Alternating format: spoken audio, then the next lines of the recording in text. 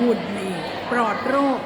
และที่สำคัญก็คือแก้ไขที่ต้นเหตุโรคไม่ติดต่อหรือหลังที่เป็นปัญหาอยู่มากมายโอ้ยหลายคนทักพี่ปลานะคะจากประสบการณ์ที่แท้จริง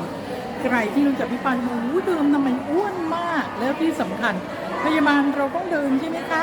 ปัญหาที่ตามมาคือข้อเข่าที่ปวดตอนนี้อาการต่างๆเหล่านี้พี่ปลาหายไปสังเกตได้เลยค่ะคนที่รู้จักพี่ปลานะคะหุ่นพี่ปลาจะเดินดีขึ้นมากเลยใส่เสื้อผ้าเก่าๆที่สวยงามและที่สำคัญอาการปวดเข่าลดลงค่ะแน่นอนค่ะเดิมพี่ปาใช้หลากหลายวิธีมากๆเลย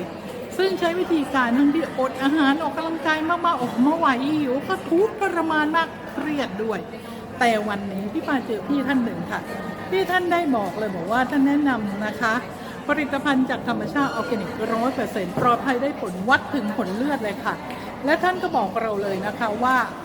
สิ่งเหล่านี้เนี่ยแน่นอนค่ะมันต้องปลอดภัยฟิลเกรดค่ะแรกๆพี่ปาเหมือนทุกคนไม่เชื่อค่ะไม่เชื่อเลยพยาบาลนะพาละแม้แต่ยาแก้ปวดยังไม่กินเลยค่ะเพราะฉะนั้นจะให้เราลองสารอาหารอะไรไม่ลองแต่เขามีผลลัพธ์ที่ชัดเจนวัดถึงผลเลือดที่เราเห็นเลยและภายนอกก็เห็นแล้วทุกอย่างพี่ก็สวยขึ้นจริงๆพี่ปาก็ทดลองค่ะเรียกวัน1 เดือนที่ผลเลยนะคะน้ำหนักลงไปถึง4 กิโลอย่างปลอดภัยและใช้ชีวิตอย่างธรรมชาติธรรมดาหมดเลยค่ะไม่ต้องทำอะไรที่ฝืนธรรมชาติเลยและที่สำคัญคืออะไรคะมันง่ายมากแค่ทานก่อนอาหารทุกมื้อและก็ทำ IF คู่ไปด้วยสุดยอดเลยค่ะผลลัพธ์วันนี้นะคะน้ำหนักพี่ปานลงไปเกือบ10 กิโลแล้วนะคะภายในเวลา3 เดือนหรือ90 วันค่ะถ้าใครสนใจที่อยากจะมีของฝันให้กับตัวเองตลอดปี2568ยังปลอดภัยได้ผล